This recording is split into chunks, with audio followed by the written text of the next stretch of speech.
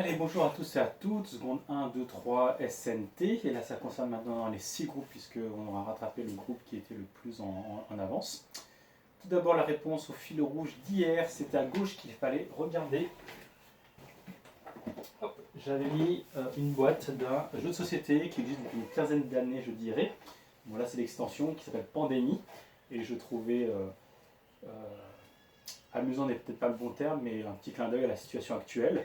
Sachant que c'est un jeu de société, lui, qui est très agréable. On doit lutter contre la propagation d'un virus en prenant le rôle de médecin, chercheur, scientifique, etc. Et c'est un jeu de coopération qui est très sympathique. Ben, c'est bien dans la thématique. Et comme j'ai beaucoup d'amis qui savent que je l'ai, ils me disent tous est-ce que tu joues, est-ce que tu joues. Pour l'instant, non, j'ai beaucoup de travail avec vous. Et voilà. Donc, voilà. Aujourd'hui, une nouvelle chose à observer. Ce n'est toujours pas mon t-shirt et ce n'est pas non plus ce qui est là. Je vous le montre demain. Ça, j'ai laissé depuis le début. Il y a autre chose. C'est plus compliqué à voir. Eh bien, je vous souhaite bon courage à observer. Aujourd'hui, on va continuer le thème 4. En sachant que quand le thème 4 sera terminé, il y aura sûrement un devoir à la maison à faire. Je vous en reparlerai en temps et en heure. Là, je vais attraper le téléphone pour filmer de plus près ce qu'on va faire, puisque c'est un exercice sur machine à faire. Les fichiers, je vais vous les envoyer par vos délégués, sachant qu'il y a 4 fichiers que je vais envoyer. Il y en a 2 qu'on utilise aujourd'hui, et les 2 autres, c'est pour une activité qui arrivera, je ne sais plus si c'est demain ou un autre jour. On verra par la suite, mais j'enverrai les 4 fichiers du thème 4 par mail à vos délégués.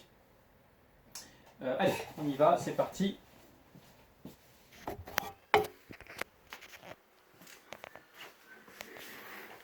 Hop. Allez, c'est parti. Les données structurées, thème chapitre 16. Parmi les candidats que vous avez rencontrés, vous trouvez votre cuisinier. Vous en avez retenu un qui s'intéressait à la cuisine moléculaire, de quoi vous donner envie de vous replonger dans le tableau périodique des éléments. Ça tombe bien, je suis prof de chimie, ça me va bien comme idée. Bon, c'est moi qui ai écrit ce cours-là. Donc, quelque chose d'un peu nouveau, le format .csv, on n'a pas vu cette extension. C'est des fichiers qui s'appellent comma separated values, valeurs séparées par des virgules. C'est un format de fichier ouvert, donc c'est pas propriétaire. Et on peut stocker des données de manière comparable à celles stockées dans un tableau. Et chaque ligne du tableau correspond à une ligne du tableau. Les colonnes sont en général séparées par des virgules ou des points-virgules. Donc ce sera plus des points-virgules... des points-virgules pour nous en Europe et des virgules côté anglo-saxon, parce que nous, les virgules, on les utilise pour les chiffres décimaux, alors que c'est des points pour les chiffres décimaux pour les anglo-saxons. Donc, il faudra ouvrir le document atom.csv. Je vous montre les 4 fichiers que je vais vous envoyer à vos délégués. Il y a le fichier atom.csv qu'on va ouvrir en premier, atom.txt qu'on va faire par la suite, et ces deux-là, ce sera pour un prochain chapitre. Donc j'ouvre atom.csv et vous allez voir que c'est un fichier CSV, c'est pas très joli, mais voilà ce que ça donne. Je pourrais aussi l'ouvrir avec Notepad, tenez, ça donne ceci. Chaque ligne est une ligne de tableau, et chaque virgule que vous voyez là, ce sera, on verra qu'on pourra mettre ça dans une case. Chaque virgule, ce sera une case.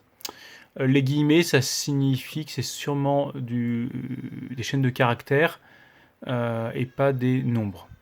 Voilà, il va y avoir un problème parce que regardez, quoique non, il faudrait que je trouve un nombre avec 0, je ne sais pas si les nombres à virgule, on verra ça tout à l'heure, ce que ça donne. Et donc la question 9 qui était très simple, utiliser la fonction rechercher pour trouver le symbole et le numéro atomique de l'élément praséodyme. Donc là, il faut trouver le symbole élément praséodyme.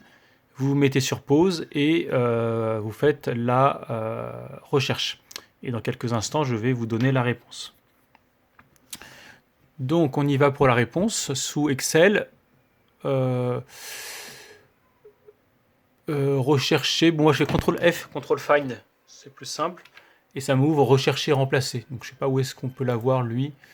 Peut-être insertion, non, mise en page, affichage peut-être, pour rechercher, je sais pas, révision non, raté, C'est quelque chose qui est assez courant, qui doit être quelque chose inséré. À rechercher, sélectionner, ça va être ça. Voilà, rechercher, voilà.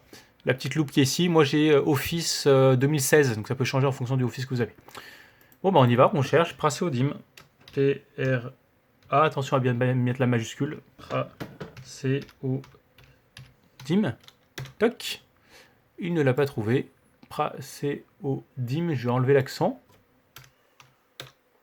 Il me l'a trouvé. Ah, il y a eu un petit problème. Qu'est-ce qu'il m'a mis? Il y a eu un petit problème ici de. Je sais pas si vous voyez. De lecture de caractères. Bon, il l'a trouvé. Donc Praseodim. Ah oui, il le trouve ici. Voilà, enfin avec le Praseodim à côté. C'est Z égale 59. Je ne vais pas vous poser la question ce que c'est que le Z, vous devez le savoir. Et le symbole, on le voit par ici, c'est PR, grand P, petit r. Donc voilà pour la question 9. Et deuxième partie, afin de faciliter son travail, un fichier CSV, là c'est pas terrible, hein, ça c'est imbuvable de voir ça. Donc je ferme ceci, donc ne pas enregistrer, et je vais ouvrir maintenant le fichier TXT avec ouvrir, parcourir, je vais aller dans Dropbox, seconde, SNT, données, tout fichier texte, atom.txt, hop. Et regardez, il me dit, ah, j'ai découvert que c'est un fichier CSV, assistant importation de texte. Et là, je lui dis, type de données, c'est des données délimitées. Et je vais lui dire par quoi c'est délimité, virgule, tabulation, machin. Voilà, bon, le reste, mes données ont des en-têtes, je vais mettre non. Suivant. Et qu'est-ce qui sépare mes données? C'est pas des tabulations, c'est une virgule. Et là, il détecte automatiquement les virgules, comme ceci. Suivant, terminé. Et ça n'a pas bien marché parce que j'ai fait une petite erreur tout à l'heure. Donc, j'ai dû écraser mon fichier avec les virgules juste avant. Donc, comment vais-je faire ça? Je vais faire une petite manip en direct. Donc, je vais fermer déjà ça. En fait, ce fichier CSV, qui est bien. Ah non, il a... si, j'ai encore les virgules, ça devrait marcher. Fichier, enregistré sous, parcourir. Et je vais réécraser mon fichier texte DOS. Écraser, oui. Oui. Hop, je ferme ça. Et maintenant, je réessaye la manip. Ça, c'est les joies de l'informatique. Je rouvre atom.txt, délimité. Je mets virgule. Je sais pas si ça a marché. Pas l'air de vouloir marcher. Ah, ça marche pas. Donc,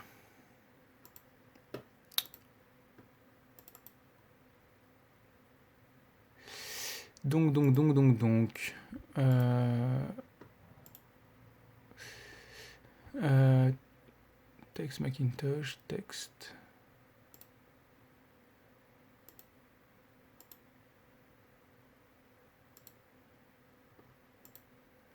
Le problème, c'est que j'ai bien des virgules. Et normalement, ça devrait marcher. Donc, est-ce que ça... En fait, ça marchait tout à l'heure. Et j'ai dû écraser les fichiers. Non, pas ça. Parcourir. Non.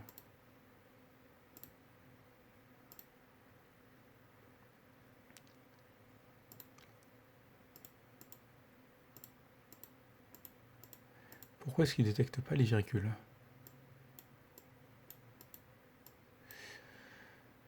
Donc on va faire une dernière manipulation. Toc. Ce fichier-là, il est sauvegardé sur Dropbox. Je vous montre. Je vais sur Dropbox et là il me dit quand est-ce que j'ai modifié. 15h13, 15h, voilà. Et je vais aller récupérer le fichier que j'avais fait le 1er juillet 2019 et je sais que ça marchait bien. Donc restaurer.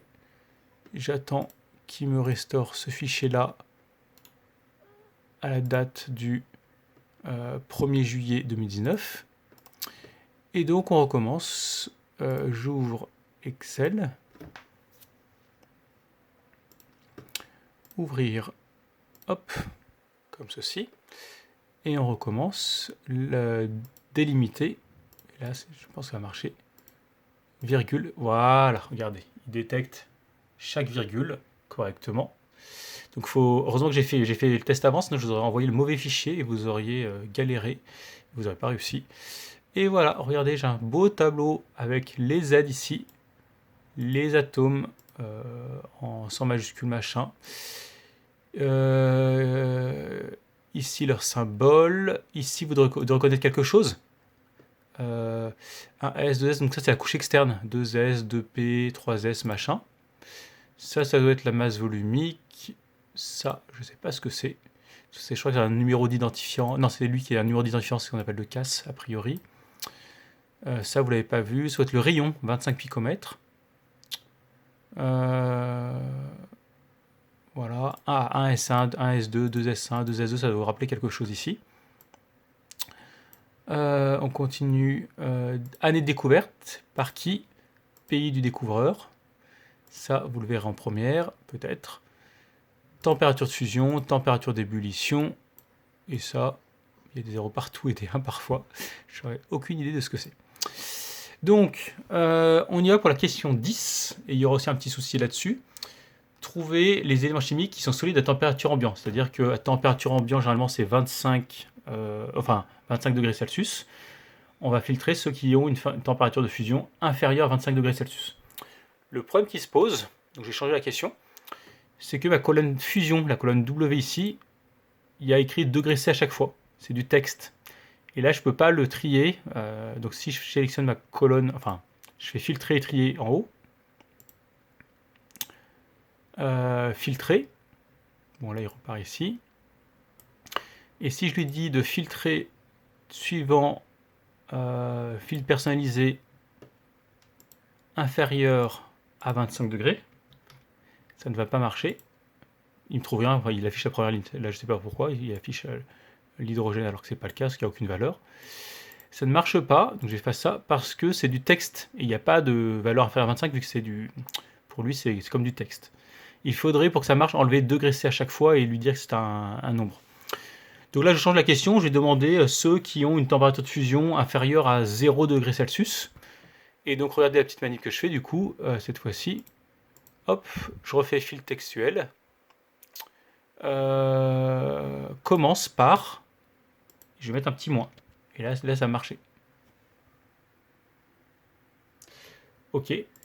Ben voilà, tous ces éléments-là, ils ont une température de fusion négative. Du coup, je suis en train de me tromper. Si c'est une température de fusion négative, c'est-à-dire qu'ils ne seront pas solides. Donc il faudrait que ce soit ceux qui soient plus grands que 25. Donc on va faire l'inverse. Fil textuel commence par...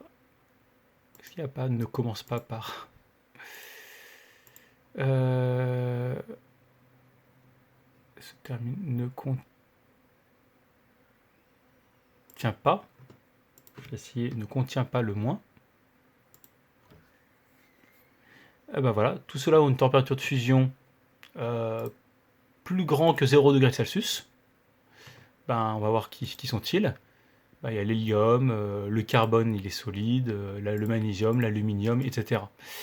Le seul problème c'est que dans cette liste-là, si je fais trier de A à Z, donc là il y a un petit problème parce que il me met les 1000 d'abord. Là, j'ai 150, 2000, 200. Là, regardez, par exemple, j'ai 27, mais je ne sais pas si j'ai plus petit. Est-ce que j'en ai des 10? Non, en fait, j'en ai pas. J'ai personne qui a une température de fusion à 10 degrés ou 15 degrés Celsius. Donc, en fait, ça marche aussi. Tous ceux qui sont positifs sont plus grands que 27. J'ai pas plus petit. Donc, tout cela seront bien solides à 25 degrés Celsius. Voilà, donc voilà pour cet exercice. Désolé pour ces petites approximations, mais c'est comme ça qu'on apprend. Moi le premier. Un petit document qui vous dit que depuis 2019, Obama a ouvert les données publiques. En France, c'est depuis 2013, data.gouv.fr. Et en première NSI, vous ferez un peu de travail sur ce site-là, dans le thème 5 que je suis en train de faire avec mes élèves de NSI. C'est d'ailleurs les vidéos que je fais actuellement pour eux. Prochaine fois, nous verrons les métadonnées. Voilà, le cloud, 2 thèmes. Et puis ce sera terminé pour le thème 4. Et là, on verra si on peut prévoir un petit travail à faire sous forme de devoir à la maison. Bon courage à tous et on se revoit demain pour le chapitre 17. Allez, j'espère que vous aurez vu bien sûr ce qu'il fallait voir dans cette vidéo. Allez, bonne journée à tous.